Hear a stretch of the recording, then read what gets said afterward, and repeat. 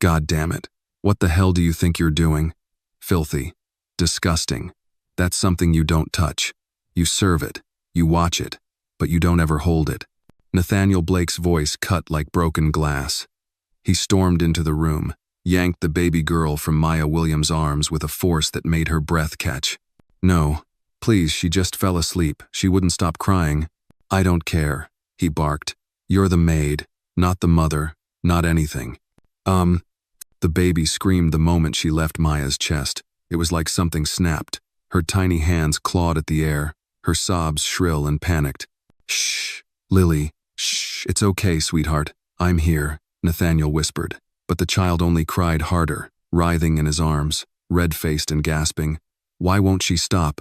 Maya stood frozen, heart pounding. I tried everything, she said quietly. She only sleeps if I hold her. That's all. He didn't answer, just stood there with his daughter crying louder by the second. Give her back to me, Maya said, voice low, firm. His jaw tightened. I said give her back. She's scared. You're scaring her. Nathaniel looked down at the child, then at Maya. His eyes were ice, but underneath something else. Confusion, hesitation, and then defeat. He handed Lily back. The baby curled into Maya's chest instantly, like her body remembered safety. The crying stopped in less than 30 seconds. Only a few hiccuping sobs remained as she drifted back into fragile sleep. Maya held her close, sitting back onto the rug, rocking gently, murmuring without thinking. I got you, little one. Nathaniel stood still, silent, watching. That night, no one spoke again, but the house felt colder. Maya laid Lily down gently in her crib hours later. She didn't sleep at all. By morning, Mrs. Delaney found her sitting in the corner of the nursery, eyes wide, hands still trembling. She only sleeps with her, the older woman whispered under her breath, glancing toward the now peaceful baby. Nathaniel said nothing at breakfast. His tie was crooked, his coffee untouched.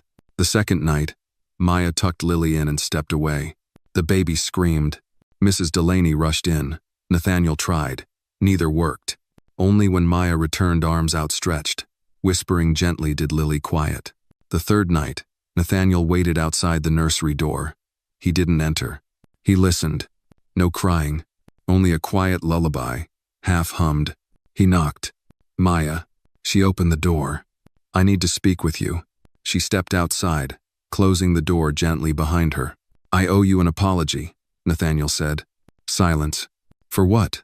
Maya asked. Not soft, not angry, just steady. For how I spoke to you. For what I said. It was cruel and wrong. She nodded. Lily knows what's real, she said. She doesn't care about wealth or titles. She just needs warmth. I know. She won't sleep unless she feels safe. I know, he said again. And I don't think she's the only one. Nathaniel looked down. I'm sorry, Maya. A beat of silence. I'm not going to quit, she said. Not because of you, but because she needs me. I hope you stay, he said. For her, Maya repeated. But in her chest, something shook loose. Something she thought had been locked away for good. She didn't trust him, but Lily did. And for now, that was enough. The next morning, Maya Williams moved through the house like a shadow. The dining room table gleamed, polished to perfection. The smell of fresh coffee lingered in the air. But neither Nathaniel Blake nor Mrs. Delaney said a word as Maya passed by with a folded blanket in her arms. Good morning, Maya said calmly, eyes forward. Mrs. Delaney nodded stiffly. Nathaniel looked up from his tablet, his jaw tight, but said nothing. It didn't matter. Maya wasn't expecting kindness. She wasn't here for it. She was here for the baby. Upstairs, in the quiet nursery, Lily was finally sleeping soundly, arms stretched above her head, a soft sigh in her chest. Maya sat beside the crib, not touching, just watching. Like always, like before, the events of the previous night still burned behind her eyes, but she kept her spine straight. That scene, his words, his tone, the way he tore the baby from her arms, those things weren't new to her. Maybe not in volume or sharpness, but in meaning. She'd been told her whole life she wasn't meant to hold, only to serve. But Lily knew different. Lily clung to her like she'd been waiting for Maya her whole life. Maya? It was Rosa, peeking into the nursery. Hey, Maya whispered. She's asleep. Rosa stepped in quietly. She sat on the edge of the chair next to Maya and whispered, I heard what happened last night. I bet the whole house did. He's not used to people, Rosa said. Not since Claire. I'm not here for him. I know, Rosa said softly. But you need to be careful. Men like Nathaniel, when they feel something, they push harder. They don't know how to ask. They just react. Maya's eyes stayed on Lily. She's the only one who didn't look at me like I was dirt. Rosa touched her shoulder. You're not dirt, honey. You're the only reason this house is holding together right now, even if he doesn't see it yet. If you felt touched by Maya's quiet strength, give this video a like and tell us where you're watching from. You might be surprised who else near you is watching too. Later that day, while folding towels in the laundry room, Maya heard Nathaniel's voice on the phone. I told you I'm not interested in dinner meetings right now. A pause. No, Jennifer. I don't care if she's in town. We're not getting back together. Another pause. Then, because I have a daughter who cries through the night unless a stranger holds her, and I can't even look that stranger in the eye because I've treated her like trash. Maya stood frozen behind the half-closed door. Nathaniel's voice dropped to a near whisper. She's not just the help. I see that now. But I don't know how to fix what I said. The door creaked. Maya turned. He saw her. There was a beat of silence. Then he hung up the call without a word. Eavesdropping? He asked, voice stiff. Laundry, Maya replied evenly. He exhaled. You weren't supposed to hear that. No one's ever supposed to hear anything in this house, she said. It's made of silence. He rubbed the back of his neck. I meant what I said. Last night, this morning, I was wrong. You were cruel. I know. And that baby, your baby, she knows who's gentle. He nodded. I'd like to start over, he said. She didn't answer. Instead, Maya went upstairs, rocked Lily in her arms, and hummed the lullaby she hadn't sung in years. That evening, while Maya sewed a torn seam on a couch pillow, Mrs. Delaney approached her. You're not like the others. Maya didn't look up. What others? The ones who come here for the money, or the prestige. They last 2 weeks, maybe 3, then they're gone. But you, she paused. She only sleeps in your arms. She's just a baby. She's not just a baby. She's a mirror, Mrs. Delaney said. And she sees who you are. Maya looked up finally. Who am I then? Mrs. Delaney gave a thin smile. Someone who deserves to stay. The words hit harder than Maya expected. She looked back at the pillow and stitched in silence. 2 days later, as snow fell steadily outside, Nathaniel asked Maya to come to his office. She entered cautiously. The office was clean, clinical modern desk, wall-mounted screens, chrome bookshelves. I want to show you something, he said. On the screen, a wireframe of an app, bright colors, icons, labels, a tab that read, Single Mom Support. What is this? My next project, a digital hub for single mothers, resources, legal aid, childcare options. I started it after Claire left, but the team, most of them are men. They don't understand what's really needed. Maya crossed her arms. And you think I do? He looked at her directly. I think you understand what it's like to be left behind, and I think that makes you the most qualified person in this house. She stared at him for a long moment. Then she said, I'm not a tech expert. I don't need one, he replied. I need someone who knows what it feels like to matter too late. That night, Maya lay awake in her room. The snow kept falling. She remembered her foster homes, the basement in the Bronx, the clients who never said thank you, the men who shouted and the women who looked the other way. And now, here she was being asked not to sweep the floor, but to build something real. She turned toward the crib, where Lily was sleeping in a room just down the hall. For the first time in a long time, Maya let herself feel the possibility of a future. Not one where she escaped, but one where she stayed. For her, and for the little girl who only slept when Maya was near.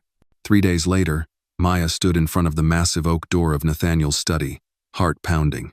Come in, his voice called from inside before she could knock. She opened the door slowly. Nathaniel was at his desk, sleeves rolled, his tie undone. The usual sharpness in his posture had softened. Next to his laptop were several printouts, sketches, and sticky notes, most of them in a color she didn't recognize. Then she realized they were hers. He gestured to the seat across from him. "I've been reviewing your notes. You think like someone who's been on the other side of the system." I have," she said, taking the seat. "I want to implement the anonymous forum feature you suggested, for moms afraid to speak openly." Maya nodded. "Good. Some women, especially the younger ones, they'll never raise their hand in public, but they might type if they're alone in the dark and scared." He was quiet for a moment. "You know," he said, "I built my entire company around solving real problems. Renewable energy, sustainable homes, carbon tracking. And still missed the human ones," Maya said gently. Nathaniel smiled. "A small, tired thing." "Yeah, turns out, you can't code your way out of loneliness." For a long moment, neither of them spoke. The winter light slanted through the tall window, casting soft lines across the dark desk. Maya studied the papers in front of her, then looked up again. "I'll help," she said, "but I want to be involved, not as a consultant or assistant, as a voice." "You already are." "No," she said firmer. "You said you wanted to start over. This is how it begins. You don't just ask for insight when it's convenient. You build from trust." He met her eyes. "Deal." Later that evening, Maya stepped into the nursery and found Lily standing in her crib barefoot, cheeks flushed, babbling toward the door as if she'd known Maya was coming. The moment Maya walked in, the little girl reached out both arms. "Hi there," Maya whispered, scooping her up. "Did you miss me, troublemaker?" Lily buried her face in Maya's neck with a tiny sigh. Maya settled with her into the rocking chair by the window. Snow had returned, blanketing the pine trees outside. She rocked slowly, humming the same tune from that first night. Lily was heavier now, sleepier, more at peace. Mrs. Delaney appeared in the doorway minutes later, a steaming mug in hand. "You looked like you needed this," she said, offering the tea. Maya smiled. "You read minds now?" "No, just faces. Yours is easier than you think." They sat in silence while Lily dozed off again. "You're different," Mrs. Delaney said finally, "since you started helping with the app. I'm not just folding laundry anymore. Number your scene. And that's something many of us wait our whole lives for." Maya nodded slowly. "I'm still getting used to it." "You'll never get used to it," Mrs. Delaney said, "but you'll start believing it." That night, as Maya returned to her room, she found something unexpected on her bed. A book, small and cloth, bound. No note, no tag. Just a single blue ribbon tied around it. She opened it. "You deserve to be more than someone who survives." Her fingers paused on the handwritten inscription. It wasn't Rosa's handwriting, and it sure as hell wasn't Mrs. Delaney's bride. She closed the book and sat down on the edge of the bed, heart loud in her chest. Over the next week, things shifted in small, nearly invisible ways. Nathaniel started eating breakfast in the dining room again. Not every day, but more than before. When he passed Maya in the hallway, he didn't look through her. He looked at her. Lily grew more attached, reaching for Maya before anyone else, laughing when she entered the room, refusing food unless Maya sat beside her. Maya tried not to read too far into it, until one night, while going over the app features in the study, Nathaniel asked, "What did you want to be when you were younger?" Maya blinked. "You mean before my life started breaking things?" He didn't smile. "I mean it," he said. She looked at her hands. "A nurse, then maybe a teacher, then neither. I realized early that the world doesn't hand out jobs to people like me, so I learned to mop floors and stitch buttons." "You do more than stitch buttons." Maya raised an eyebrow. "That's supposed to be a compliment?" "Yes." She gave him a small, reluctant smile. "And you?" she asked. "What did you want to be?" Nathaniel hesitated. "A husband," he said finally. "A good one.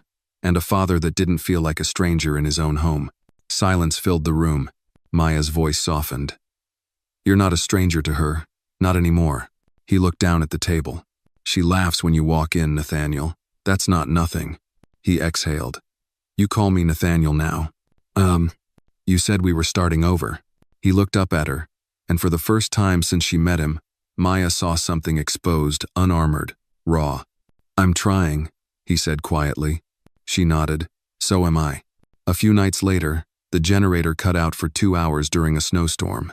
Most of the staff had gone home early due to the weather. It was just Maya, Nathaniel, and Lily in the house.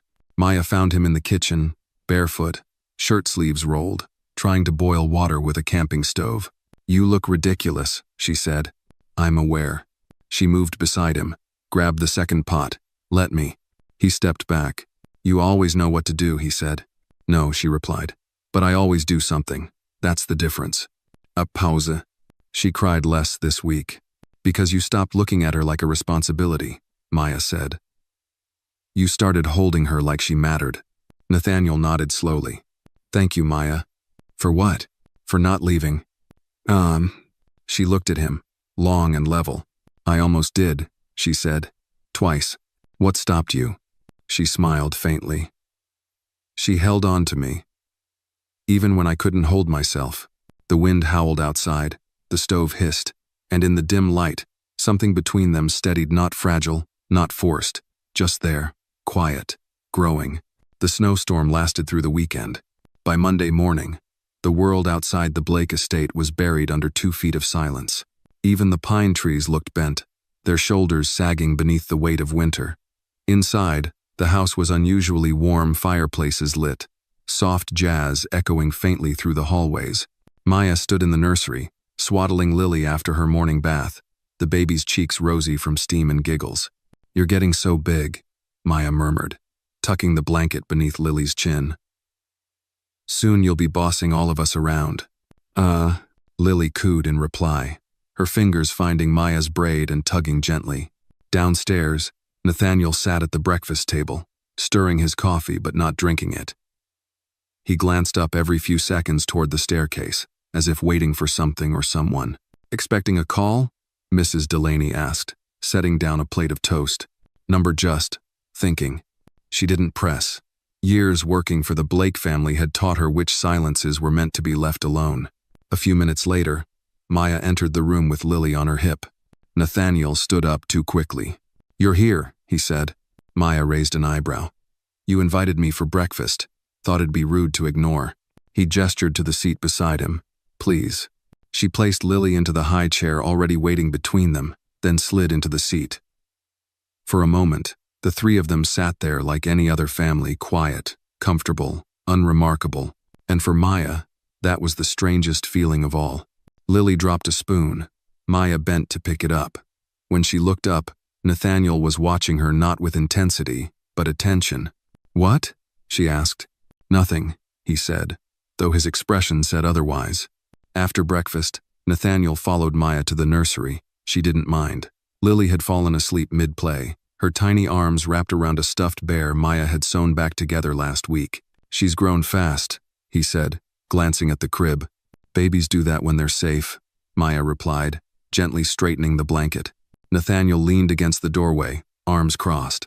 "I've been thinking about expanding the app, adding a section for caretakers, nannies, foster parents, even volunteers, people like you." "I'm not like them," Maya said, not looking up. "Most of them get to go home." He paused. "What if this became home?" She turned slowly. "What are you saying?" "I'm saying," he hesitated, "you've become more than part of the staff. You're part of this place, of Lily's life, of mine." Maya stood straighter. Her voice was even. "Are you offering me a job or a future?" He blinked, caught off guard. "I'm offering a choice, to stay, not because of obligation, but because you belong here." Maya studied him, her gaze sharp. "You can't say things like that without knowing what they mean." "I do," he said quietly, "and I'm not asking for an answer today." She nodded. "Good, because I don't have one." Later that evening, Maya found herself standing alone in the library. The fire crackled low, casting long shadows across the bookshelves. She wandered between them, fingertips brushing the spines, stopping only when she found the small cloth-bound book from her bed, the one with the ribbon. She opened it again. "You deserve to be more than someone who survives." The handwriting was unmistakably Nathaniel's. She closed the book, held it to her chest. Behind her, the door creaked open. "You left this," his voice said. "I know," Maya replied without turning. He stepped inside, his tone careful. "I wrote it before I was ready to say it out loud. And now? Now I'm trying to be a man who says the right things before it's too late." Maya turned to face him. "I've been in too many rooms where people said the right things, but none of them stayed." "I will," he said, "if you'll let me." She didn't smile, but something in her shoulders softened. Then stay, she said. But not just when the fire is lit and the room is quiet. Stay when it's cold, when it's messy. When Lily's teething and I'm tired, and your schedule is a mess. I will, he said again. Maya nodded once. That's a start. That night, Lily woke up crying around 2 a.m. Maya was already halfway to the nursery when she heard it, but when she opened the door, Nathaniel was there, cradling Lily in his arms, gently bouncing her, whispering a lullaby Maya had sung 100 times. He didn't see her at first, but when he did, he didn't flinch. He just kept rocking. She wouldn't settle at first, he whispered. Then I remembered your hum. The rhythm. I tried it. I think it worked. Maya walked in slowly, standing beside him. You're doing fine, she said. He looked down at the baby, then back at Maya. So are you. And in the quiet nursery, beneath the sound of the wind outside and the soft breath of a child at peace, Maya realized something terrifying and beautiful. She was no longer waiting to be seen. She already was. Tea started with laughter. Not loud, not forced, just soft, surprised, and utterly unplanned. Maya was carrying Lily through the hallway when the little girl sneezed so dramatically it startled a nearby cat statue into tipping over. The ancient thing wobbled, teetered, and fell with a thud onto the carpet. Lily burst out laughing, and Maya, after a stunned beat, joined her. Mrs. Delaney poked her head out from the kitchen, eyebrows raised. Was that what I think it was? I think the lion's dead, Maya said, deadpan. The housekeeper's mouth twitched. Well, at least she's happy. She's been smiling more lately, Maya said. Sleeping better too. She's sensing the shift, Mrs. Delaney replied. Babies know, more than most grown-ups do. Maya looked down at Lily, who was now trying to grab her necklace. Yeah, she murmured. She knows. Later that day, Nathaniel knocked on the nursery door. Maya looked up from where she sat on the floor, stacking colored blocks with Lily. You're knocking now? I'm learning, he said, slowly. She smiled faintly. Come in. He stepped inside with 2 mugs in hand. I made coffee. You made coffee, Maya repeated, skeptical. It might be terrible. She took the mug. If I die, Rosa will avenge me. He smiled, settled down beside her, legs folded like it was the most natural thing in the world. Lily beamed and crawled right into his lap. Every time I see her do that, Maya said quietly. I wonder how long she waited to feel that safe. He looked at the baby, now content and tugging at his sleeve. I think I waited just as long. They sat there for a while, all 3 of them, the silence not awkward but warm. The blocks toppled, Lily clapped, and for a moment, the world outside didn't matter. Until it did. It was just after sunset when the phone rang sharp, shrill, demanding. Nathaniel answered in the hallway. Maya could hear his voice, low but tense, though she couldn't make out the words. When he returned, his face was different, closed, controlled. What is it? She asked. He hesitated. Claire's coming. Maya's fingers froze mid-fold over Lily's blanket. Claire? She wants to see Lily. Maya's voice dropped. Why now? I don't know, he said. She didn't say much, just that she's in town and wants to talk. When? Tomorrow. Maya nodded once stiffly. Right. Nathaniel stepped closer. Maya. No, she said. It's fine. She's Lily's mother. I didn't say that to hurt you. You didn't have to, she replied. It's just the truth. That night, Maya didn't sleep. She lay awake staring at the ceiling, the baby monitor beside her bed humming softly. Every so often, she'd glance at it, as if expecting Lily to disappear. In the morning, she dressed Lily in a soft yellow sweater, the one with the embroidered sun on the pocket. She brushed her tiny curls and hummed as she worked, but her fingers shook. Nathaniel found her in the nursery, silent and still, holding Lily longer than usual. You okay? He asked. She looks like her, Maya said. Same eyes. She's not her, he said. No, Maya replied. She's better. The front doorbell rang. Claire Morgan stood in the entryway like a woman out of a magazine, tall, poised, wrapped in a caramel-colored coat, curls perfectly arranged. Her smile was hesitant, almost shy. Hi, she said softly. Nathaniel nodded. Claire. Maya didn't speak. Claire's eyes drifted toward Lily, who clung tightly to Maya's shirt. She's gotten big, Claire whispered. May I? Maya hesitated. Nathaniel stepped forward. Let me. He took Lily carefully from Maya's arms. The baby whimpered, not quite crying, but clearly uneasy. Claire opened her arms, and Nathaniel handed the child over. For a brief moment, it looked like something from a picture, a mother and child, soft light, familiar touch. But then Lily began to cry. A soft whimper at first, then louder, more panicked. Claire tried to soothe her. Shh, it's okay, baby girl. Mommy's here. Lily screamed. Nathaniel stepped in, but it was Maya who moved first. She reached out instinctively. Lily. The baby reached back, trembling, tears running down her face. Maya took her, held her close. Within seconds, the cries quieted into hiccups. Claire stood frozen. She doesn't know me, she said, voice breaking. She knows who stayed, Maya said softly. Nathaniel didn't say anything. Claire turned to him. I shouldn't have come. You wanted to see her. I thought it would feel different, Claire said. But you already have a family. She looked at Maya. I didn't expect you. I didn't expect me either, Maya said, not unkindly. Claire's shoulders dropped.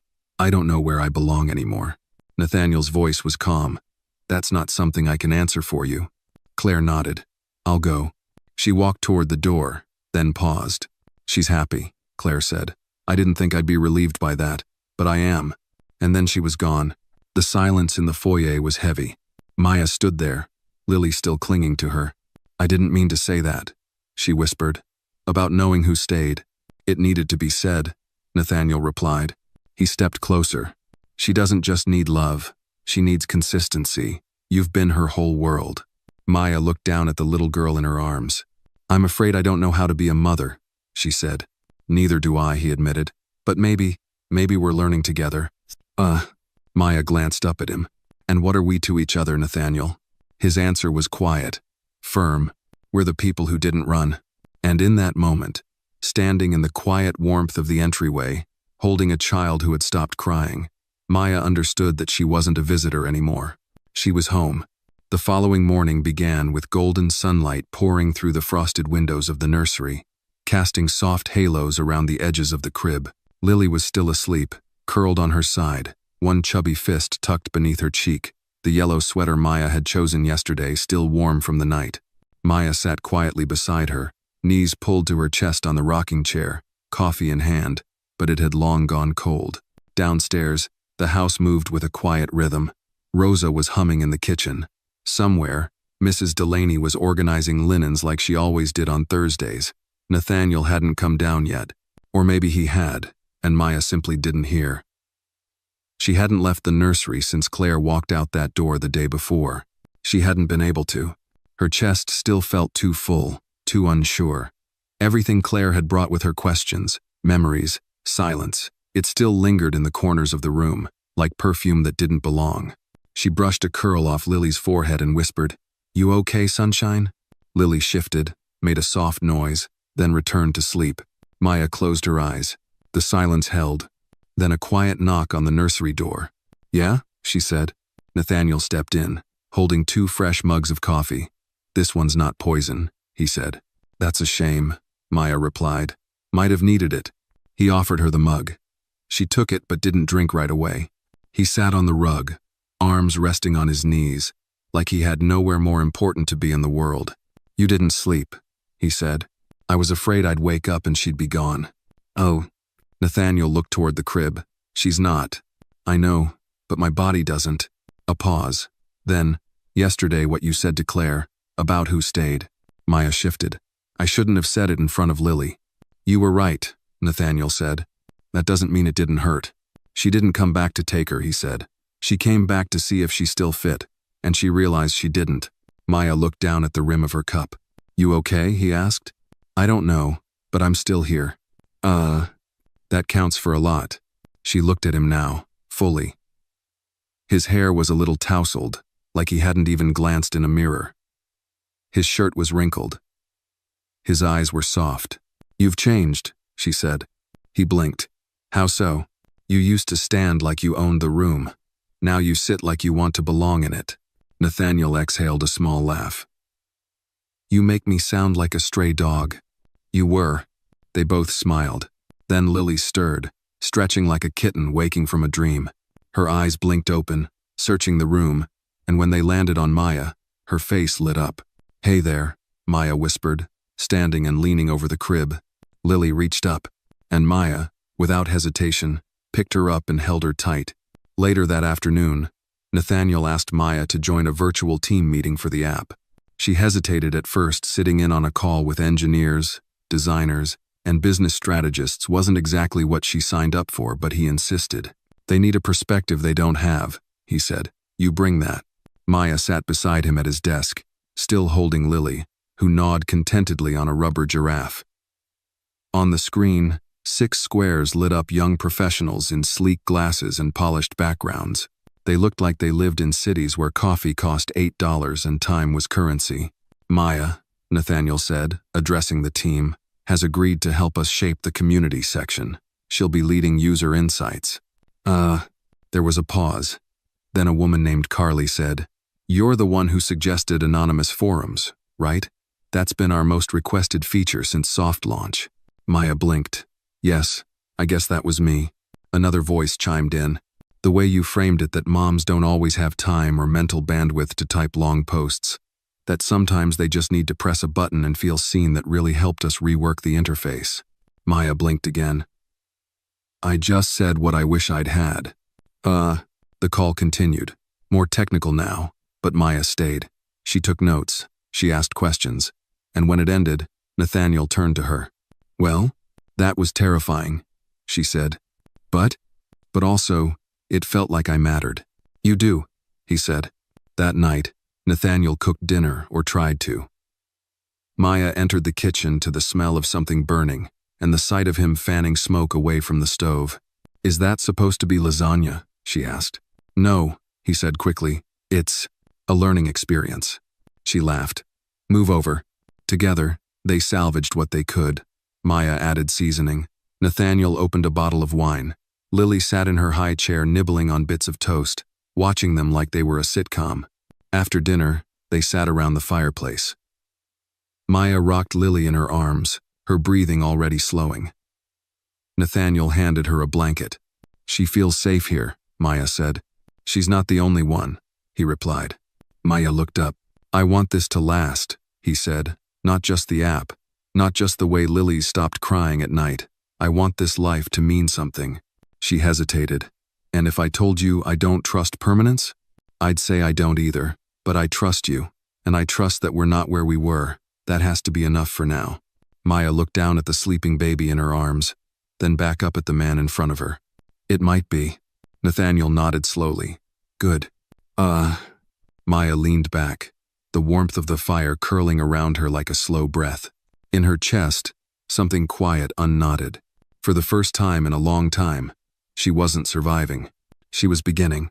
Spring arrived early that year. The snow melted fast, revealing soft grass beneath the pines and crooked stone paths long buried in white. The windows of the Blake estate no longer wept frost. Instead, they opened. The house began to breathe again. So did Maya. Each morning, sunlight spilled into the nursery like a promise. Lily woke happier, louder, more curious. Her giggles bounced off the walls. She'd begun walking half steps, uncertain but determined always toward Maya. Nathaniel started coming home earlier, sometimes with paper bags full of groceries or forgotten hardware for the crib.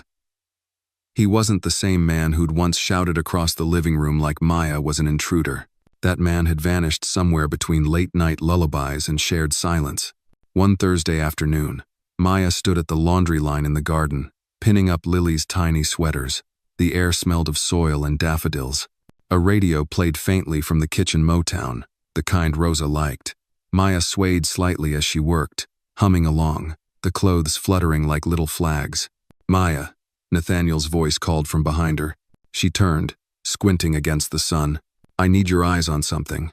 He stood on the back patio, barefoot, sleeves rolled to his elbows, holding a tablet in one hand and a bottle of juice in the other. Juice for the boss, he added, holding it up. She laughed. Lily or me? You. Lily already bit me once today. I've learned my lesson. Maya followed him inside to the study. On the desk, a mock-up of the app's new home screen was open. He angled it toward her. We're thinking of highlighting real stories anonymous, of course. Mothers, caretakers, people who got through it. Maya studied it. Is there a way to let them leave voice notes? Nathaniel looked surprised. Why?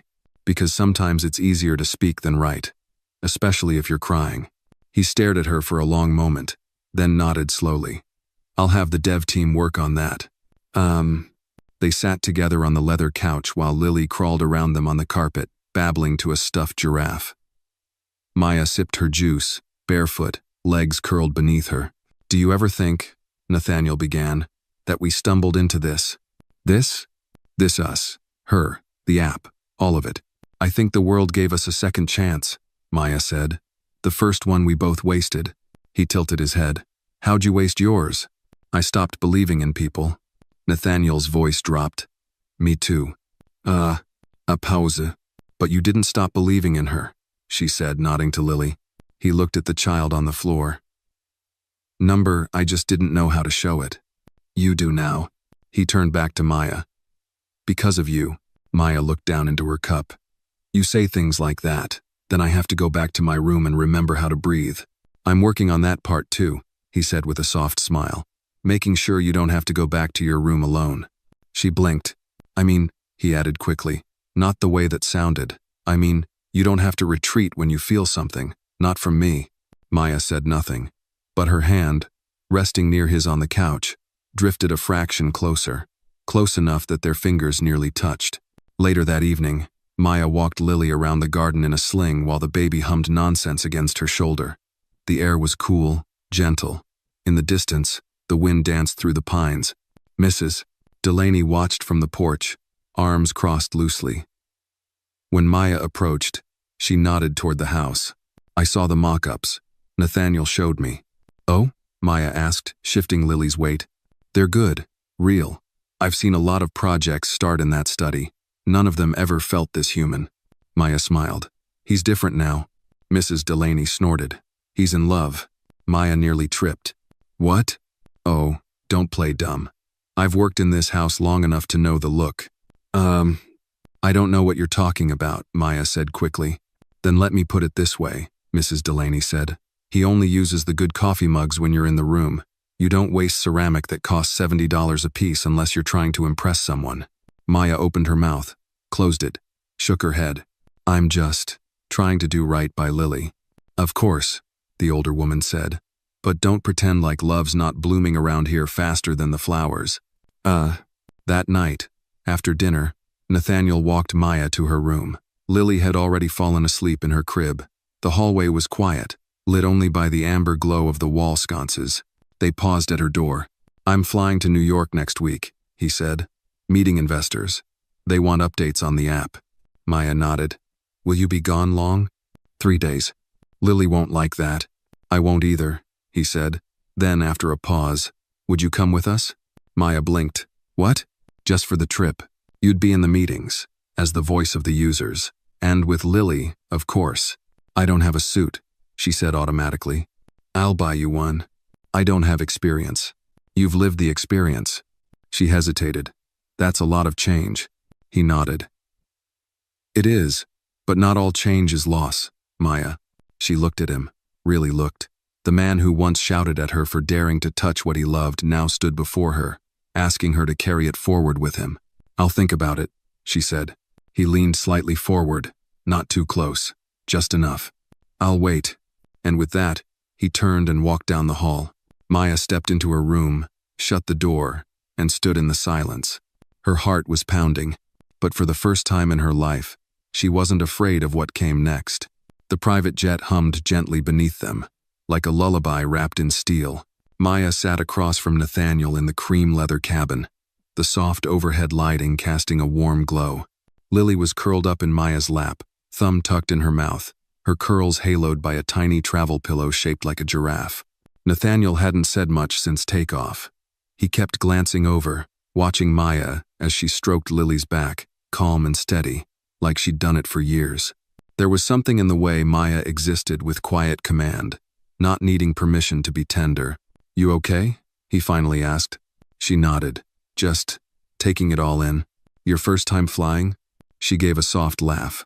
"First time flying private. First time flying with a billionaire. First time flying anywhere I wasn't escaping from something." Nathaniel studied her. "This time you're heading towards something." Maya didn't reply. She just looked down at Lily and kissed the top of her head. In New York, the hotel suite was nothing short of absurd glass walls, a piano no one played, a kitchen larger than most apartments. Maya stood frozen in the center of it, Lily now awake in her arms, looking just as stunned. "I don't know what to touch," Maya whispered. Nathaniel chuckled. "That's okay. Everything here's insured." Lily pointed to the piano. "Wawa?" "She thinks every piano is a water fountain," Maya said. "The keys look like tiles." Nathaniel knelt beside them. "Let's teach her the difference then." He lifted Lily up to the piano bench, sat her in his lap, and began playing a soft melody, halting, unsure. Maya stepped back and watched the two of them, the way Lily leaned against his chest, how his eyes never left her face. The song wasn't perfect, but the moment was. Later that night, after Lily had fallen asleep in the crib set up in the master bedroom, Maya stepped onto the balcony. The city below blinked and buzzed, a living ocean of movement. She hugged her cardigan tighter around her. Nathaniel joined her quietly, 2 glasses of tea in hand. "I thought you didn't drink," she said. "Still don't. It's chamomile." He handed her a glass. They stood in silence for a few moments, watching headlights snake through the streets. "Did I tell you why I started the app?" he asked suddenly. Maya shook her head. "My wife, Lily's mom, was diagnosed late. Very late. She'd been depressed for over a year, but we didn't see it. I was too busy flying around making money. Thought I was doing it for them." Maya stayed quiet, letting him speak. "She left us one morning, walked out before sunrise and never came back. They found her body 2 days later, near a lake." He sipped his tea. "I kept thinking, if we'd had something like this, something anonymous where she could have spoken without shame, maybe she'd still be here." "I'm sorry," Maya said. She was kind in a way that scared people, because when someone sees you that deeply, you either open up or run. He turned to her. "You remind me of her, not in appearance, in heart." Maya's breath caught. "I don't say that lightly," he added. "But watching you with Lily, watching you care for someone that isn't yours, like she's blood that's not ordinary." "She is mine," Maya said softly. "Not by blood, maybe, but by everything else." He smiled. "I think she'd say the same." They stood there a little longer. Then Nathaniel looked down at the street and said, "You ever think about what you want? I mean, really want?" "I used to," she said. "Then life taught me not to." "Well," he said, "maybe it's time you start again." The next morning, Maya sat at a polished conference table in a glass tower high above the streets. Her hands trembled slightly in her lap. Around her sat men and women in suits, all sharp collars and sharper tongues. Nathaniel sat at the head of the table. "Before we talk numbers," he began, "I want to introduce someone." All eyes turned. "This is Maya Williams. She's the reason this app has meaning." Maya's heart thudded. She didn't come from Silicon Valley. She didn't study code. She didn't intern with Google. But she knows something most of us forgot: how it feels to be invisible, and how powerful it is when someone finally sees you. He turned to her. "Maya?" She stood slowly. Her voice wavered at first. "I used to think survival was the goal," she began. "That if you could get through the day without crying or breaking or begging, you were doing okay." She looked at them, these people with their pens and spreadsheets. "But surviving isn't living, and most of the people you want to reach with this app, they're not living. They're enduring. What they need isn't more features, it's more humanity." She sat down. The room was silent. Then someone clapped. Then another. And soon the whole table was applauding. After the meeting, Nathaniel walked beside her in the hallway. "You just closed the deal," he said. "I thought that was your job." "It was. Until now." He paused. "I don't want you to be the nanny anymore." Maya stopped walking. "What?" "I want you to be head of community development. Full salary, full benefits, your own team." She blinked. "You're serious?" "As a heart attack. I've never even run an office. You've run a household. You've managed crises. You've spoken truth to power. That's more than most CEOs can say." He stepped closer. I see you, Maya. All of you. She swallowed hard. And if you say yes, this city will see you too. Maya looked out at the skyline through the massive windows. New York had always been the place where dreams were too expensive for girls like her. But maybe not anymore. Okay, she said quietly, and for the first time in her life, the word okay felt like the start of everything. The office door clicked shut behind her. Maya stood in the center of her new workspace, a corner suite wrapped in floor-to-ceiling glass. The view stretched across Manhattan, glittering in the late afternoon sun. A leather chair, a wide walnut desk, a nameplate already engraved, Maya Williams, Head of Community Development. She sat slowly, hands hovering over the desk's polished surface. Just days ago, she'd been folding laundry in a stranger's mansion, sleeping on the floor beside a toddler. Now, she had an office bigger than the apartment she grew up in. A soft knock interrupted her thoughts. "Come in," she said. Nathaniel stepped in, holding 2 coffees. "You still drink it with a splash of oat milk?" Maya smiled. "You remembered." He handed her the cup. "You start tomorrow, officially, but I wanted you to see it first. It's yours now." She turned back toward the window. "It doesn't feel real." "Give it time," he said. "You'll be running this building by fall." Maya chuckled. "Let me learn the printer first." He laughed, but his tone softened. "You earned this, Maya. Don't ever doubt that." "I'm trying not to," she whispered. The next morning, Maya arrived early. She wore a simple navy dress and flats, her hair pulled into a neat bun. Lily had cried when she left the hotel room only for a moment, but it had pierced her heart like a shard of glass.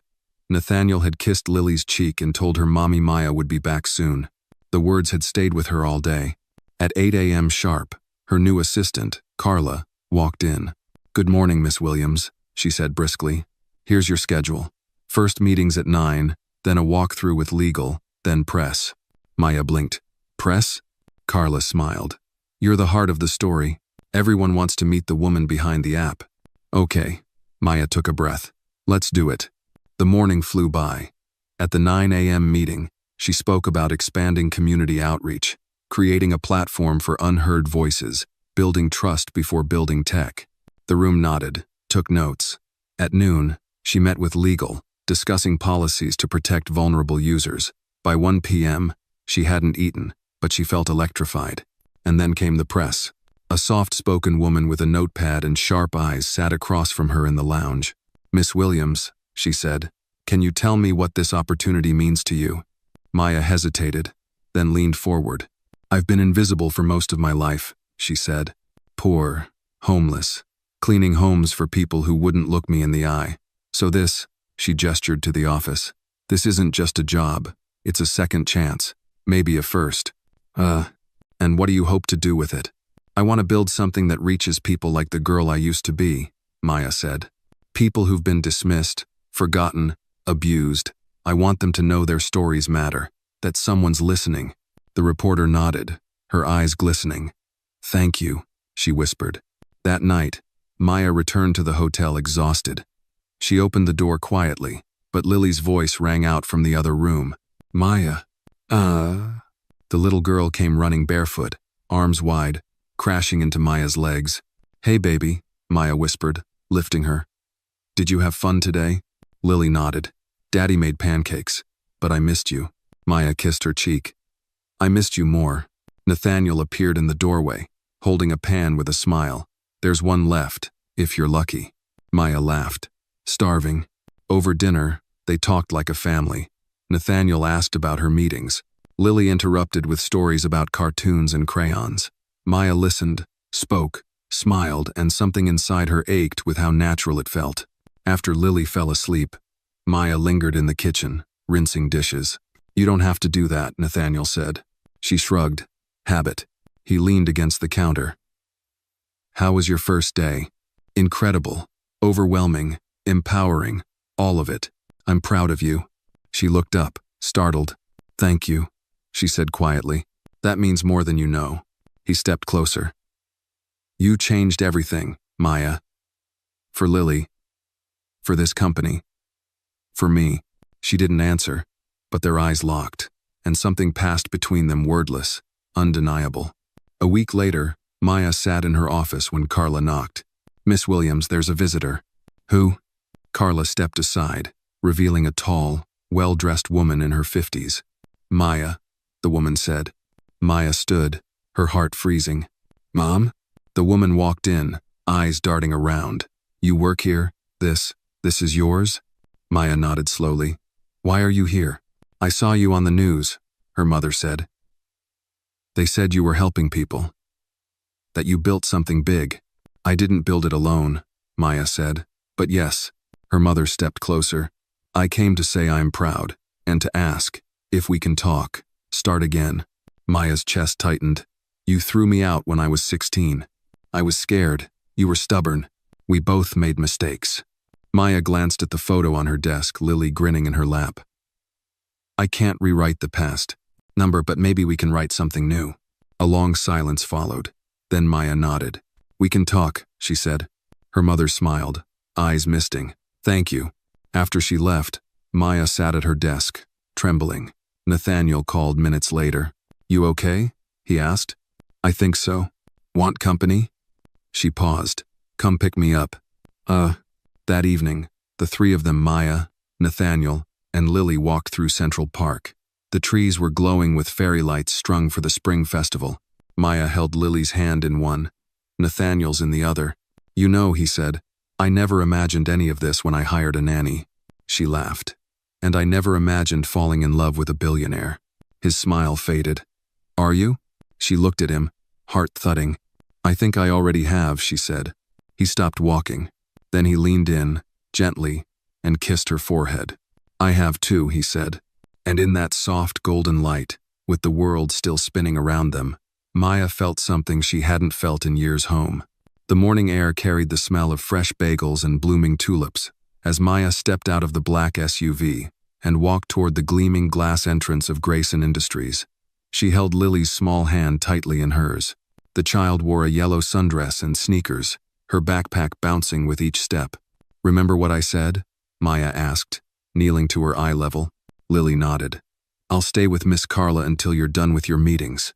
No wandering, no snacks from strangers, no yelling unless it's an emergency." Maya smiled, brushing a curl from Lily's forehead. "That's my girl." Nathaniel watched from a few steps back, sipping his coffee, trying to appear calm. But the circles under his eyes betrayed him. "She still didn't sleep?" Maya asked. He shook his head. "Cried until 3. Woke up every hour asking where you were." Maya's heart twisted. "She's been through too much change." Nathaniel's voice dropped. "So have you." Their eyes met. He looked like he wanted to say more, but Carla appeared at the door, waving. "Miss Williams, they're all waiting in conference room B." Maya gave Lily one last hug, then stood tall.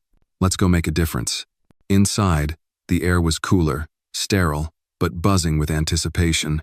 Today was the launch of the Unity Project, a tech initiative Maya had designed to connect marginalized communities with essential services through AI-driven accessibility tools. It was personal. It was powerful. It was hers. The boardroom was full. Executives, journalists, investors, and somewhere near the back, Jeffrey Klein, head of acquisitions, the man who once laughed when she walked into the mansion in hand-me-down shoes. Maya stepped to the front, adjusted the mic, and smiled. "Good morning. I'm Maya Williams. Some of you know me as the former maid, the miracle nanny, or the woman who stole a billionaire's car to save a child's life." The room chuckled lightly, unsure if she was serious. "I know who I am," she continued, voice steady. "I'm someone who saw how broken the system was, who heard the cries of people who were told to sit down and stay silent. And I'm not here to fit in. I'm here to build a new table." She clicked the remote. A slide appeared behind her, 2 photos side by side. On the left, a food pantry line stretching for blocks. On the right, a homeless man helping a child read. "We don't lack intelligence. We lack access. We don't lack kindness. We lack connection, and Unity will change that." The presentation lasted 20 minutes. When it ended, the room stood in applause, some genuine, some performative. But it didn't matter. Maya had planted her flag. As the crowd dispersed, Nathaniel approached. "You crushed it," he said. Maya exhaled, her hands still trembling. "I was shaking the whole time." He grinned. "No one saw that. They saw a leader. They walked back to her office together. Carla met them at the door, eyes wide. "Miss Williams, we have a situation." Maya tensed. "What kind of situation?" "It's Lily.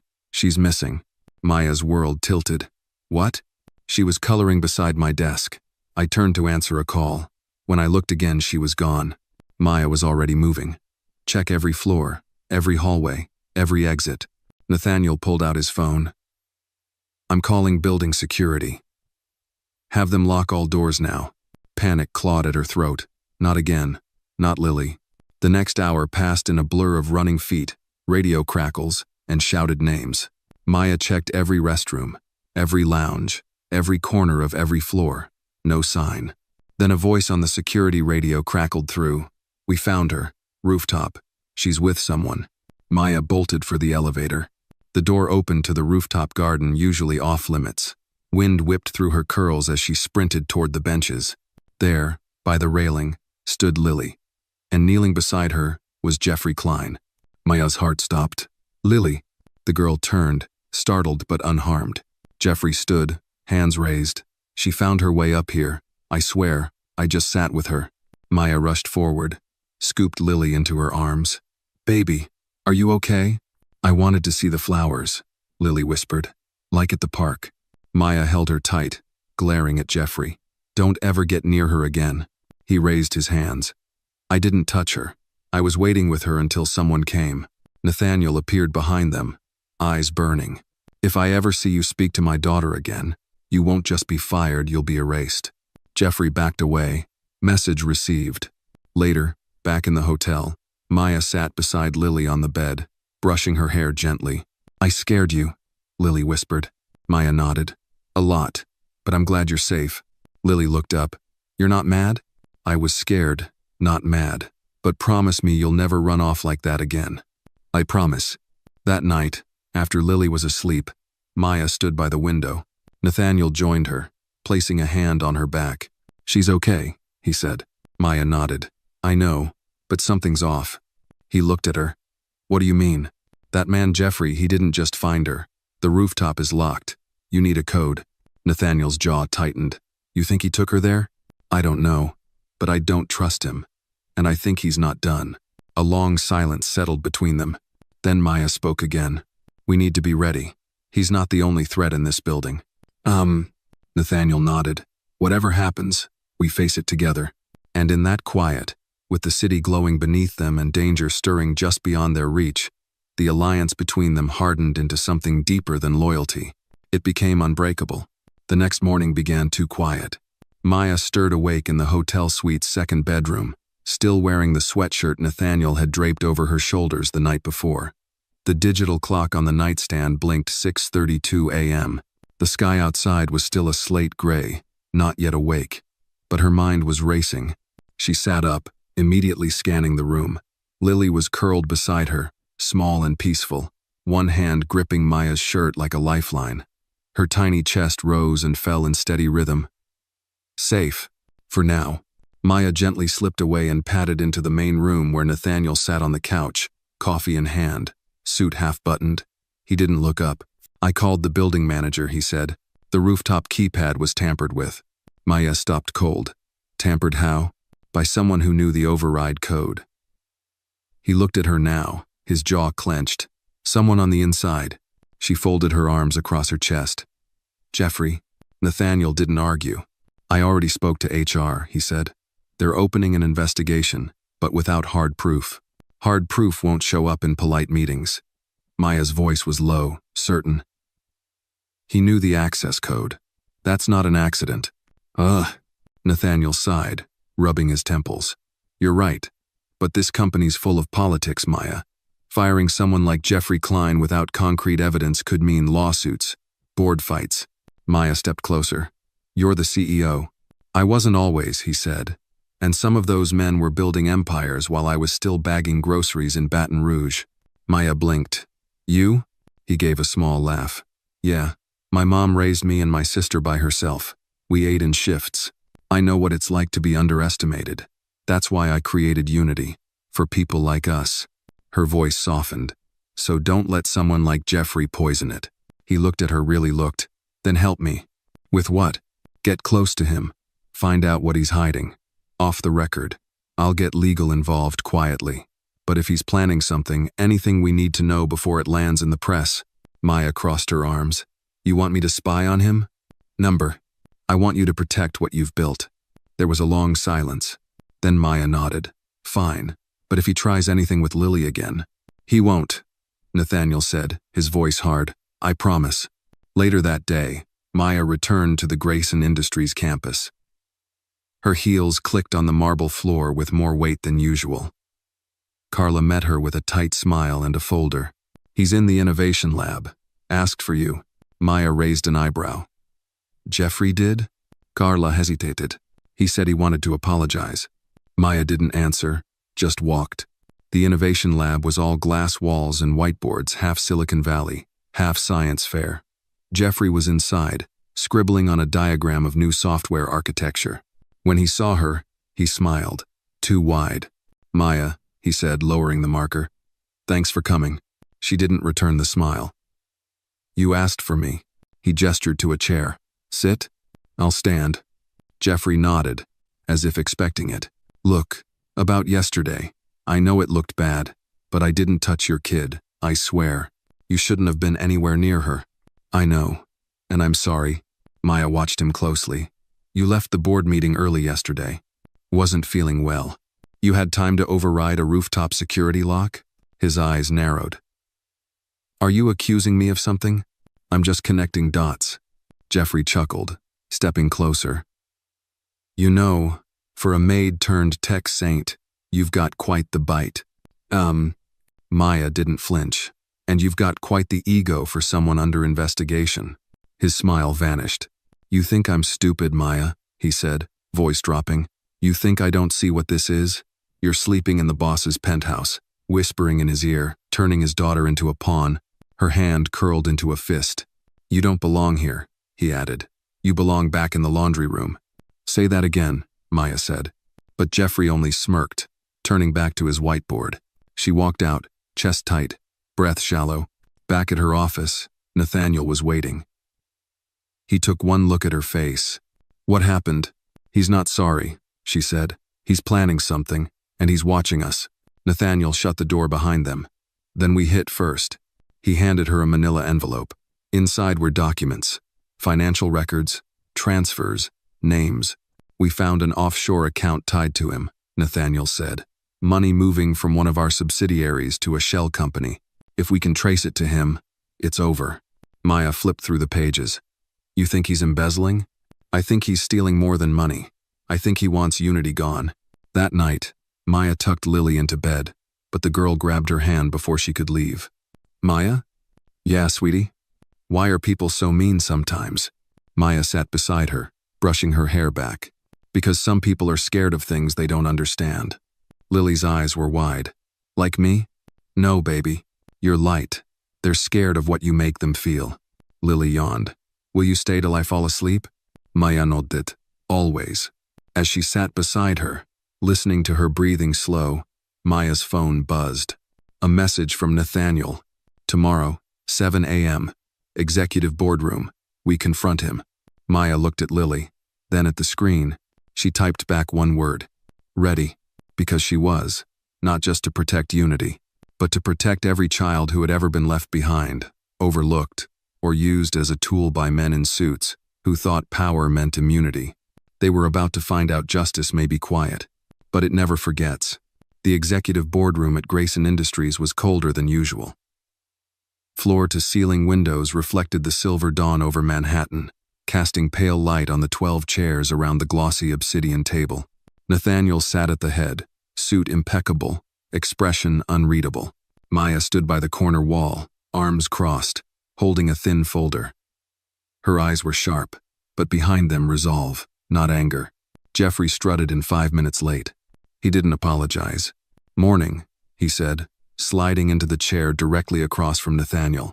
He adjusted his tie like he owned the room. Nathaniel spoke first. We have some irregularities to discuss. Jeffrey smirked. Must be serious if the cleaning lady's here. Maya didn't react, not even a blink. Nathaniel's voice was calm, even. We found an offshore account. Belize. 3 months ago, someone routed company funds through one of our shell subsidiaries. That account was traced back to an IP address from your office computer. Silence. Jeffrey scoffed. This is ridiculous. Nathaniel slid a document across the table. Wire transfers, timelines, IP logs. Jeffrey didn't touch it. This is a setup. Then explain it, Maya said flatly. Explain why your access card was used to override security on the rooftop 3 nights ago. Explain why you were logged in during restricted hours.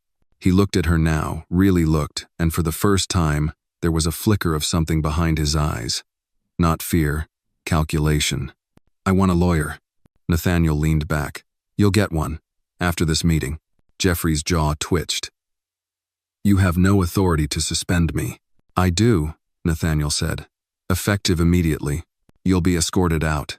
Security is waiting. The boardroom door opened. 2 security officers stepped in, firm but silent. Jeffrey stood slowly, his face pale. Then he laughed a low, bitter sound. You think you've won? This place was built by men like me, not charity cases. He turned toward Maya. You're not a leader. You're a distraction. A symbol. A damn headline. Maya held his gaze. Symbols last longer than thieves. As the officers flanked him, he turned to Nathaniel. You'll regret this. No, Nathaniel said. I regret not doing it sooner. They watched in silence as Jeffrey was led out. The glass doors hissing closed behind him. Only then did Maya exhale. Later, in Nathaniel's office, the atmosphere shifted. Do you think he'll talk? She asked. Nathaniel nodded. He already has. This isn't over. Maya paced. If he leaks anything, he won't, Nathaniel said. I've seen men like him. They don't burn bridges, they blow up entire cities.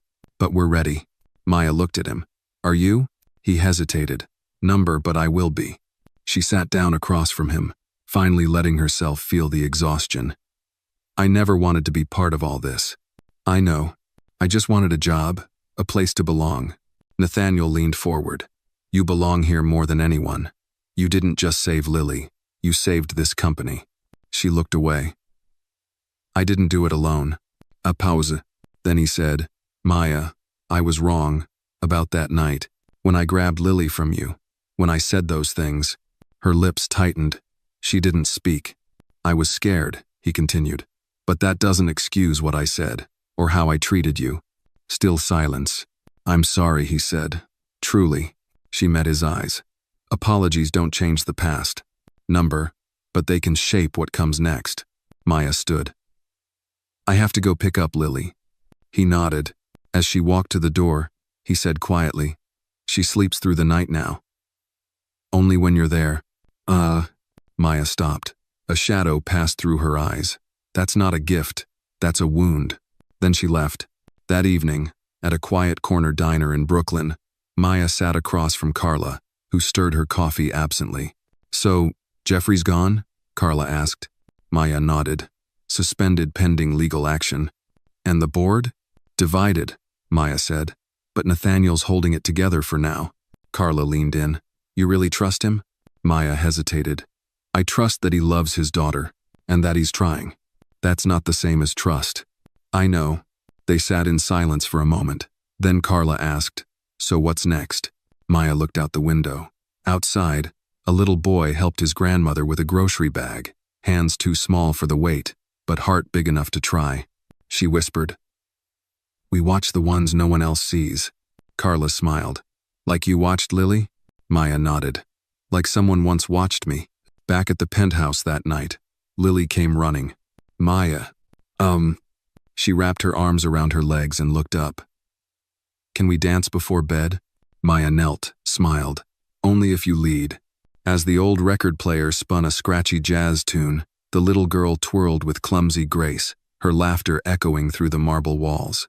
Nathaniel stood by the hallway, watching, eyes misted. Maya looked at him. For the first time, he didn't look like a billionaire. He looked like a father. And Maya? She didn't feel like a maid. She felt like home. The morning sun spilled across the Grayson penthouse like warm honey. Maya stood in the kitchen, pouring orange juice into a glass for Lily, who sat at the island counter, swinging her legs and humming some tune she'd made up on the spot. Nathaniel walked in with his sleeves rolled and tie askew, looking less like the CEO of a billion-dollar empire and more like a single dad still figuring it all out. "Morning," he said, reaching for the coffee pot. Lily pointed at him with a peanut butter-covered spoon.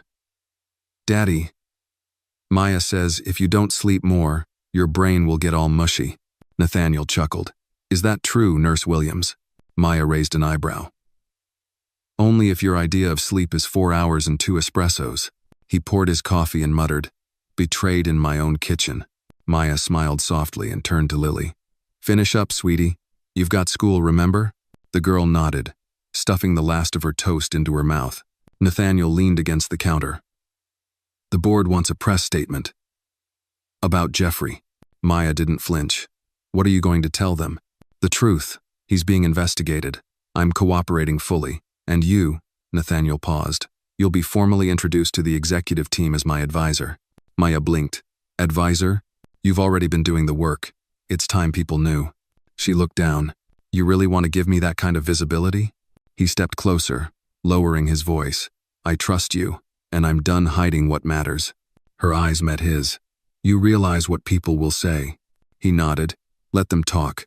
Later that day, Maya entered the Grayson building through the main lobby for the first time, not through the service entrance. Eyes followed her. Some curious, some cautious, a few cold. She wore a navy blazer, slacks, and the kind of quiet poise that made others straighten their spines without knowing why. She passed the receptionist desk, the same one where, months ago, she'd been told to take the service elevator. The same woman sat there now. This time, Maya didn't stop. She stepped into the executive elevator, the polished doors closing silently behind her. On the top floor, the boardroom was already filled. Nathaniel stood at the head of the table. When she walked in, conversations paused. 12 suits, mostly older, mostly white, all watching. Nathaniel gestured to the empty chair beside him. "This is Maya Williams. She's joining us as my personal advisor on operations and ethics." A gray-haired man cleared his throat. "With all due respect, Nathaniel, we were expecting someone with more credentials." Maya sat down without asking permission. "I have credentials," she said calmly. "They just weren't forged in boardrooms. They were earned in ERs and kitchens, in late-night shifts and early morning crises." Another man frowned. "This is highly irregular." "So was the theft of $3 million, Maya replied. "And yet, here we are." A silence followed. Nathaniel leaned in. "Maya's been instrumental in stabilizing our internal systems. Her insights into employee welfare, client response, and internal security have already saved this company more than you know." One of the younger women on the board looked at Maya with quiet respect. "Welcome." Maya nodded once. "Thank you." That evening, Maya sat on a bench outside the hospital. The air smelled like summer rain and blooming pavement cracks. Carla joined her, holding 2 coffees. "You sure you're ready for that world?" Carla asked. Maya took the cup. "I'm not sure of anything, except that I won't be dismissed again." Carla grinned. "Damn right you won't. The way you silenced that guy, what was his name? Bradford. Bennett. Whatever. I thought his face was going to melt off." Maya smiled, sipping her coffee. "I wasn't trying to humiliate him. But it's fun when it happens anyway." They both laughed. Then Carla sobered. "Maya, you ever think about leaving?" "Leaving what?" "This city, this mess, starting over somewhere else, clean slate." Maya stared out at the city lights. "I used to think about running every day, but then I realized, if people like us keep running, there's never going to be anyone left to fight for the ones who can't." Carla looked at her. "You're not who you were 6 months ago." Maya turned. "None of us are." That night, back at the penthouse, Lily had a nightmare. Maya was asleep on the couch when she heard the cry. She didn't wait. She ran. Upstairs, Nathaniel was already holding his daughter, but she was trembling in his arms, inconsolable. "Daddy, don't leave. Don't let them take you." Nathaniel rocked her gently. "I'm not going anywhere, sweetheart." Maya approached slowly. "Lily?" The child opened her eyes, still wet with tears. "Maya." She reached out. Nathaniel didn't hesitate. He handed her over. Maya sat on the bed, cradling the girl. "You're safe, baby. Nobody's taking anyone away. I dreamed Daddy was gone, and I couldn't find you. Nathaniel sat on the edge of the bed. You found her, though. Lily nodded against Maya's shoulder.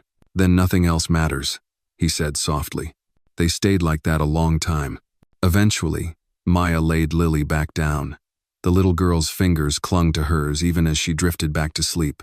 As Maya turned to leave, Nathaniel followed her out to the hallway. I've never seen her that scared, he whispered. She's been through a lot. So have you. Maya looked at him. We all carry something. He hesitated. Stay for dinner tomorrow. Just us three. No suits. No meetings. She raised an eyebrow. Is that a request? It's a hope. She smiled. Then I'll bring dessert. He smiled back. That night, as Maya walked home under the streetlights, she felt something she hadn't in a long time. Not peace. Not yet. But maybe the path to it. The next evening, the Grayson penthouse smelled like cinnamon and apples. Maya stood at the kitchen island, pulling a homemade pie from the oven with borrowed mitts. She wore a simple navy blouse and dark jeans, nothing fancy, but somehow it made her look more at home in that massive space than any of the designers who had ever stepped foot inside. Something smells illegal, Nathaniel said as he entered the room. It's legal in 49 states, Maya replied, setting the pie on the marble counter. Can't speak for Nevada. Nathaniel smirked. Is that your way of saying I should brace myself? No, she said, handing him a fork. It's my way of saying sit down and shut up before it cools. Lily came racing in, her curls bouncing with every step. Pie! Whoa, Nathaniel said, catching her mid-leap. Let's start with dinner first, okay? Lily pouted, but Maya made the pie. Maya leaned over. And Maya says pie tastes better when you've had your broccoli. Lily groaned dramatically and trudged toward the dining table. Dinner was loud. Lily told a wild story about her art teacher's parrot escaping during class and biting the vice principal.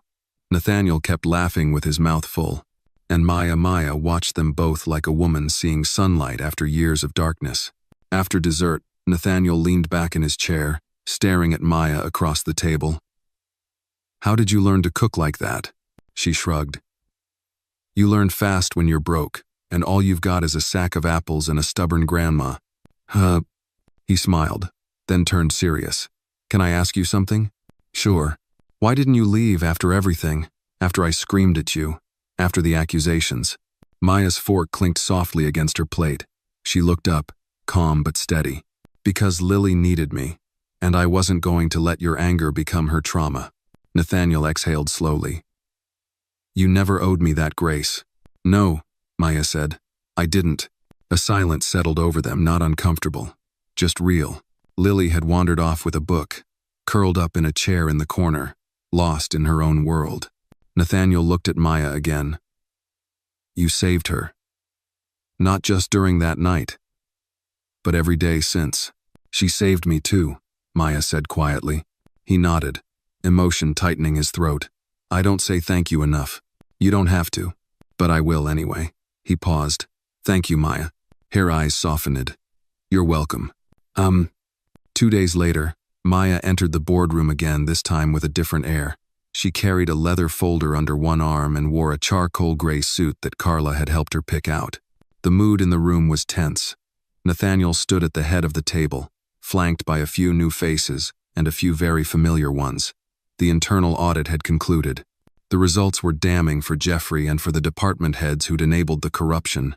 Nathaniel began. The financial misappropriations totaled over $8 million. Several shell companies. Bribery. Fraudulent vendor contracts. We've already submitted the findings to federal investigators. Jeffrey's former allies shifted uncomfortably. And who found all this? One of the board members asked skeptically. Maya stepped forward. I did, with the help of 2 junior analysts and an intern, none of whom had ever been taken seriously in this company until now. One man scoffed. This feels theatrical. Maya didn't flinch. What's theatrical is the idea that corruption only thrives in darkness. It doesn't. It survives in silence, in politeness, in people too scared or too privileged to speak up. She opened her folder and slid documents across the table. Here's proof. Cross-referenced transactions, false invoices, testimonies. Another member leaned in, reading. His eyes widened. This is airtight. Nathaniel nodded. As of today, 3 executives are suspended pending legal action, and this company, my company, is shifting its culture. He turned to Maya. And it starts with listening to the people who've been ignored the longest. That night, Maya stood on the balcony of the penthouse, arms folded against the breeze. The city lights blinked below her like 1,000 questions she hadn't answered yet.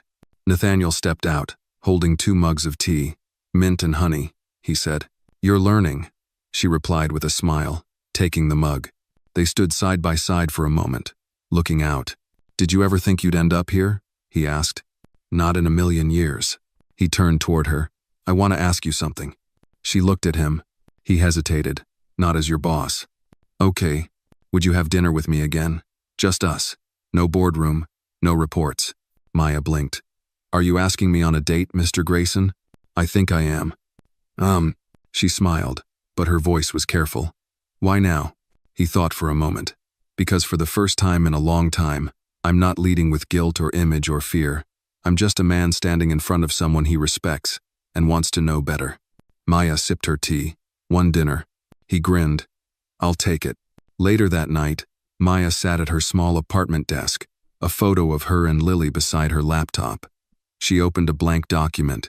The title read, Rebuilding from the Inside.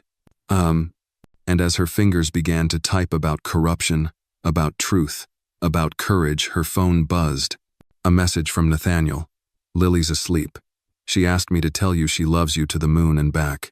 Maya stared at the screen, then replied, Tell her I love her all the way to the stars. And for the first time in years, she didn't feel like a woman caught between 2 worlds. She felt like a bridge.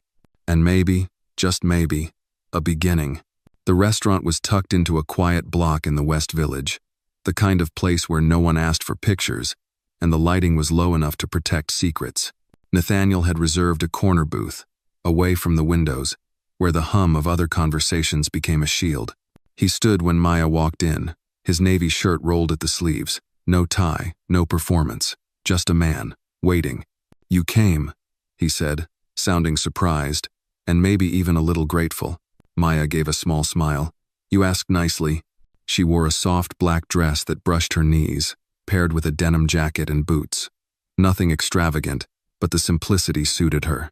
She looked like herself, unapologetically. They sat, menus unopened.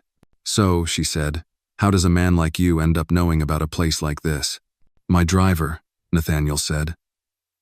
His wife used to be the chef here. Said it's the only place in the city that still makes bread pudding like her grandma did. Maya raised a brow. Bread pudding? He leaned in. Don't knock it till you've tried it. They ordered simple dishes, roasted chicken, wild rice, red wine. Conversation came slower than usual, but not out of awkwardness, more like careful intention. Neither of them was trying to impress. They were trying to see. You know, Nathaniel said, slicing his chicken, I used to think control was the only way to survive, that if I just stayed sharp enough, fast enough, I could outmaneuver everything. Maya listened quietly. But then, you walked into that nursery, and you weren't afraid to sit on the floor. Her eyes softened. It wasn't courage. It was instinct. No, he said. It was heart. She took a slow sip of her wine. You talk like a man who's learned how to bleed. He didn't smile at that, just looked at her, his expression unguarded. Maybe I have. They talked for hours. About Lily. About music. About grief. About hope. Maya told him about her mother, a nurse who'd passed during the pandemic. Nathaniel shared the story of how Lily's mother had once saved his career by believing in a project no one else would touch. It wasn't romantic, but it was honest, real. By the time dessert arrived, a steaming plate of bread pudding with warm cream, they were both leaning in, close enough to notice the laughter lines around each other's eyes. Maya took a bite and moaned softly. Okay, this is actually incredible. Told you. She looked at him, spoon in hand. You're not what I expected. He raised an eyebrow. Disappointed? Confused, she said gently, but not disappointed. 2 weeks passed. Maya returned to work at the Grayson Foundation not as a nanny, but as a community outreach strategist. Nathaniel had offered the role quietly, letting her decide. And when she said yes, the staff whispered, speculated, questioned, but Maya ignored it. She didn't owe them her peace. Carla, however, cornered her one afternoon in the elevator. "You know," she said, folding her arms, "I was wrong about you." Maya turned curious. "What do you mean? I thought you were a soft story, a charity case. But you're not. You're steel wrapped in grace." Maya blinked. That almost sounded like a compliment. "It was," Carla said, smirking. "Don't get used to it." One rainy Saturday, Nathaniel knocked on Maya's apartment door. He wasn't in a suit. No car idled outside. He looked ordinary, human, holding 2 cups of coffee and a bag of pastries. "You busy?" Maya opened the door wider. "That depends. Is one of those for me?" He held out the coffee. Hazelnut. 2 sugars. She took it with a smile. "Okay, you're getting dangerously close to knowing me too well." They sat on the worn sofa in her living room, the rain tapping at the windows.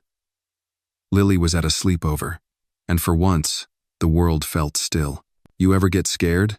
Nathaniel asked after a while. Maya looked at him. "Of what?" "This. Us. The noise around it." She considered her answer. "I get scared when people love the idea of me more than the reality. When they don't know what to do with the parts of me that are messy, loud, complicated." "And me?" he asked. She leaned back.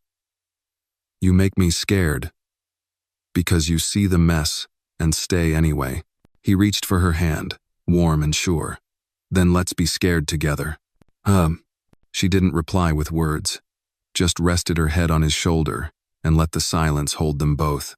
The fundraiser gala arrived like a tidal wave, black ties, ball gowns, champagne, photographers. Nathaniel was the keynote speaker, and Maya stood near the back, dressed in a deep emerald gown borrowed from Carla, who insisted she wear something that would make even the coldest board member blink twice.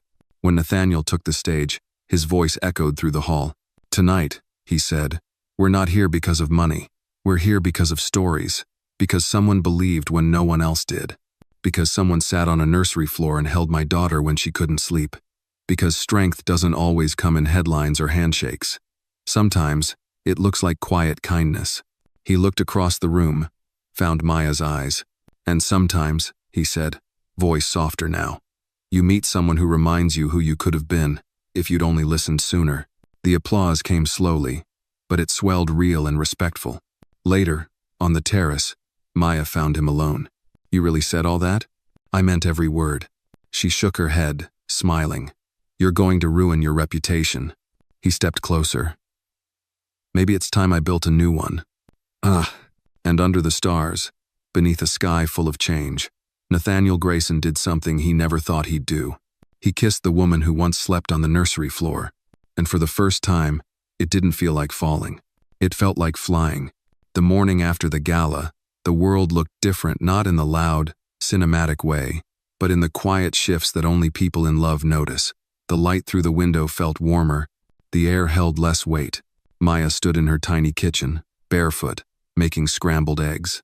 Nathaniel leaned against the counter, sipping coffee like he'd done it 100 times before, though it was only the second. "I could get used to this," he said, his voice still rough from sleep. Maya didn't look up. "To what? Burnt toast and lukewarm eggs?" "To you," he said simply. She froze for a beat, spatula hovering midair, then gave a soft laugh.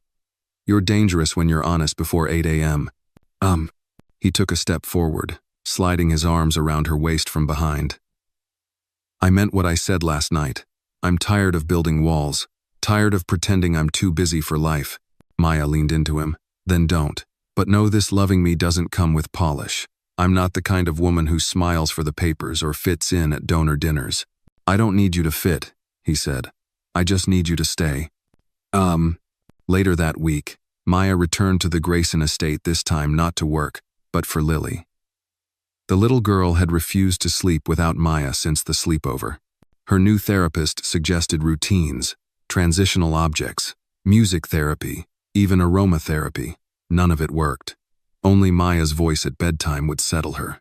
When Maya arrived, the mansion felt different, less like a monument, more like a home.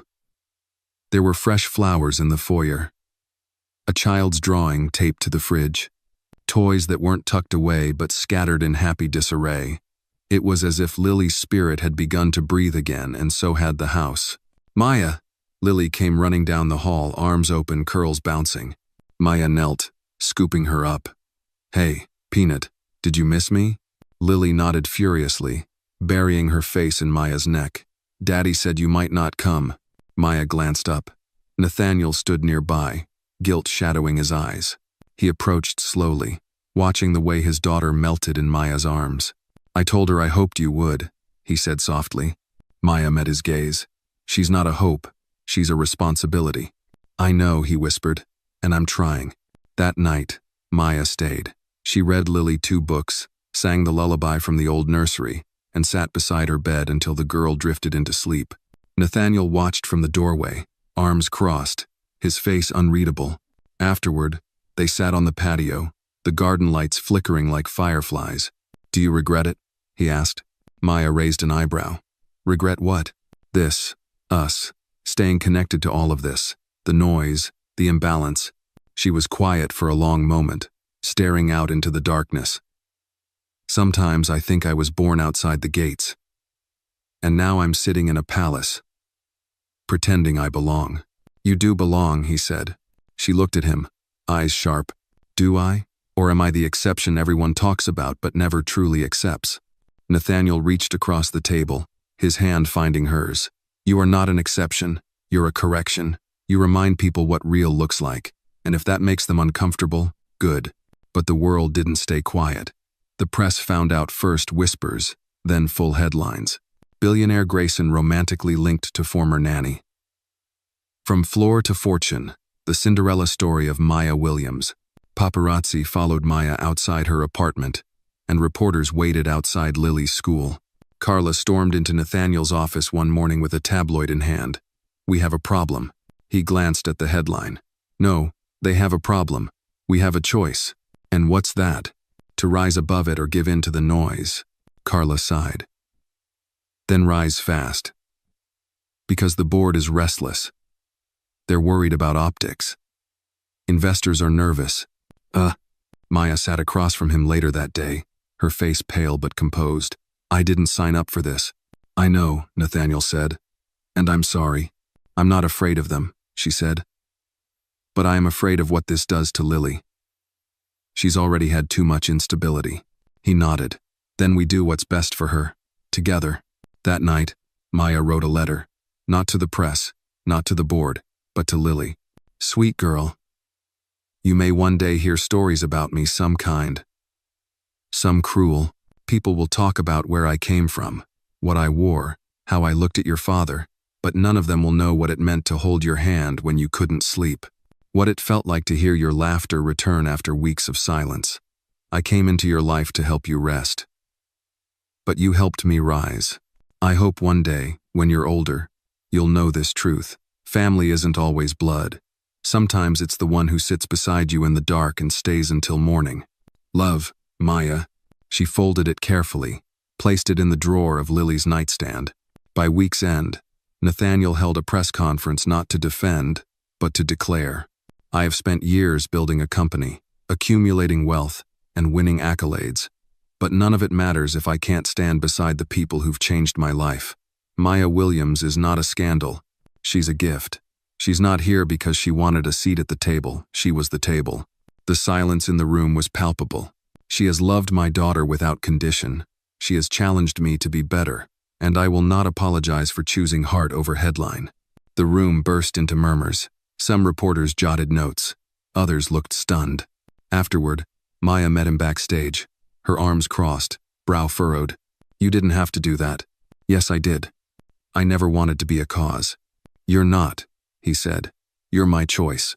And with the world watching, judging, whispering, Nathaniel Grayson took Maya's hand, not to protect her, but to walk beside her. From that moment on, not as a billionaire and his nanny, but as two people who'd built something that no amount of wealth or gossip could ever buy. A life, a family, a future. Together, Maya stood at the edge of the empty nursery, fingers trailing across the edge of Lily's crib. The room was quiet now, no crying, no nightmares, just stillness and the soft scent of lavender that clung to the air like a memory. A month had passed since Nathaniel's press conference. In that time, their lives had shifted again, not with scandal but with whispers of admiration. The press had grown bored. The board had backed down. But Maya's own heart remained cautious, like a bird that had once escaped a fire and now watched every spark.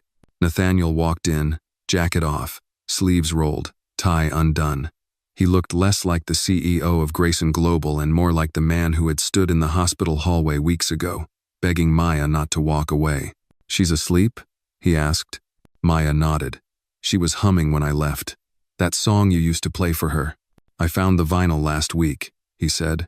"Your copy, from your apartment. You went through my things?" He grinned. "Only to find the music. I missed the sound of your world."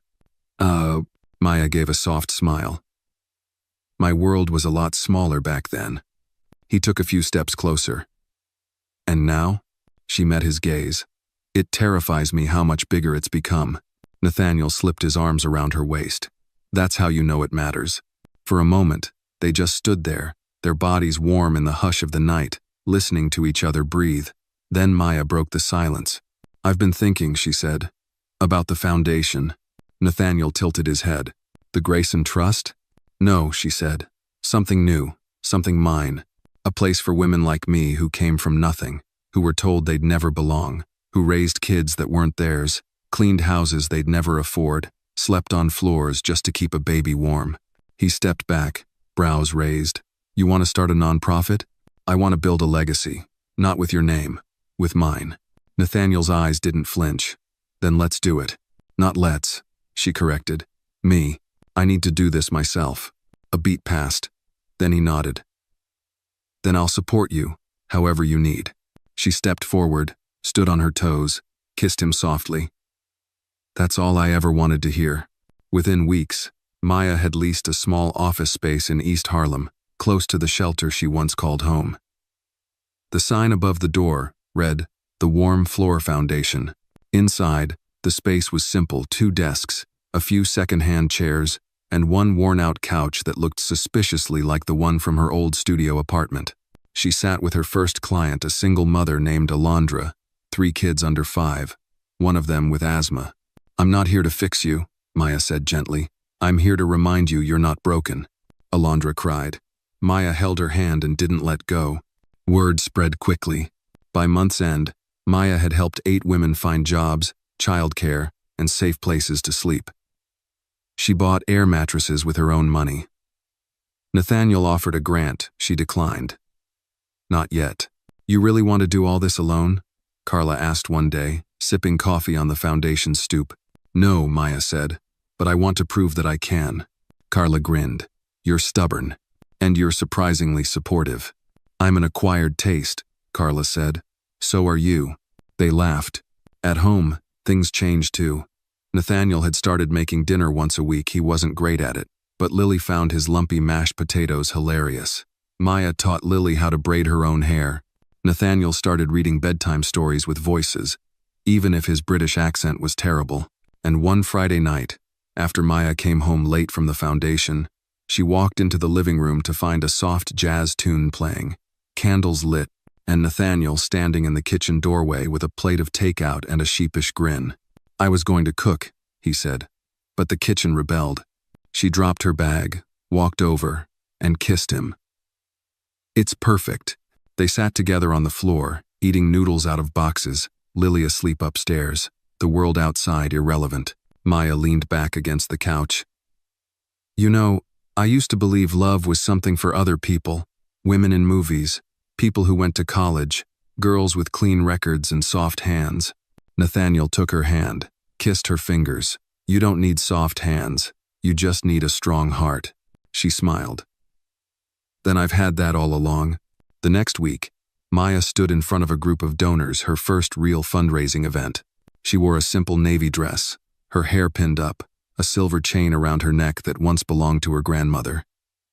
The crowd looked rich, polished, powerful, but when she spoke, her voice didn't tremble.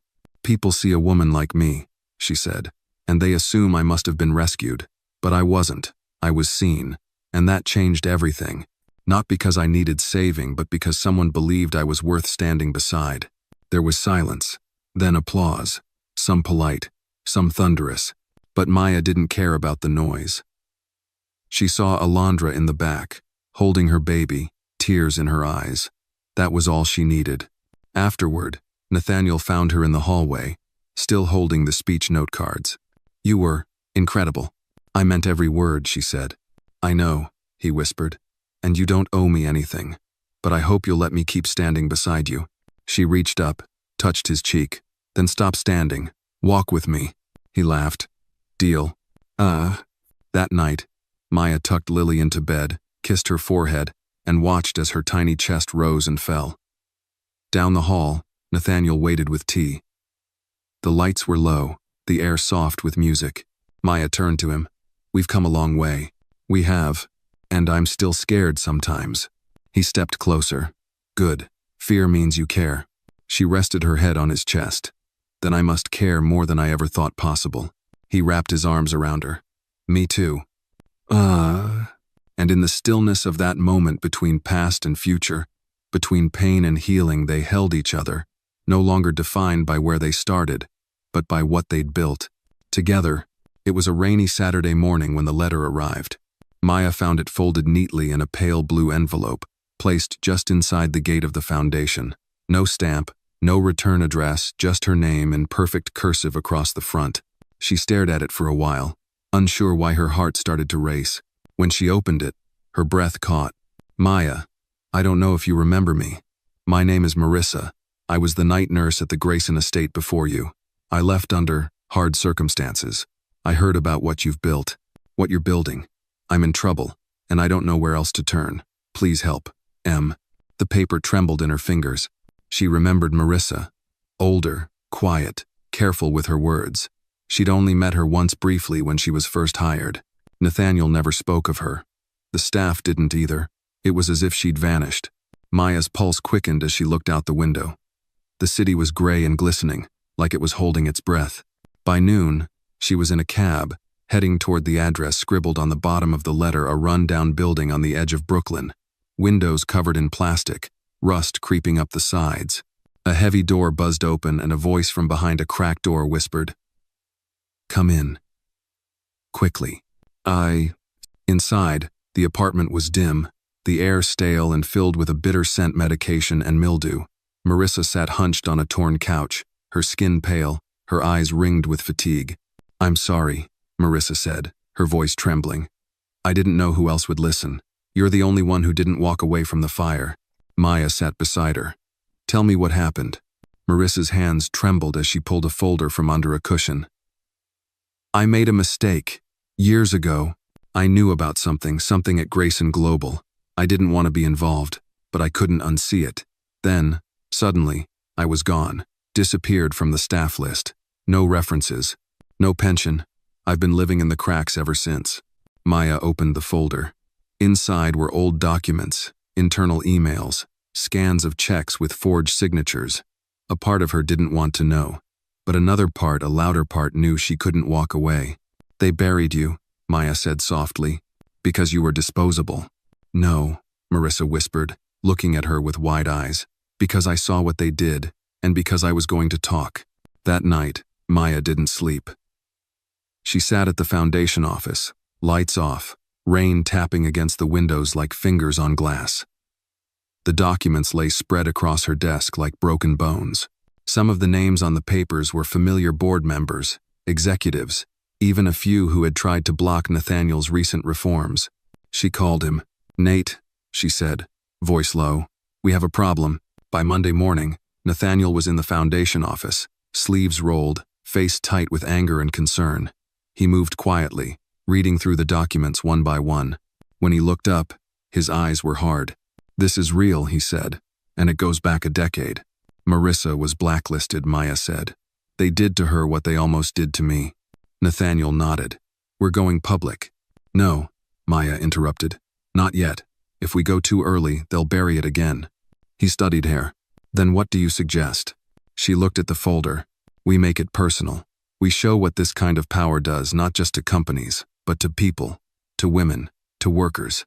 We bring the story back to the ground, where it can't be ignored." Nathaniel's jaw tightened. "Then we're going to need allies."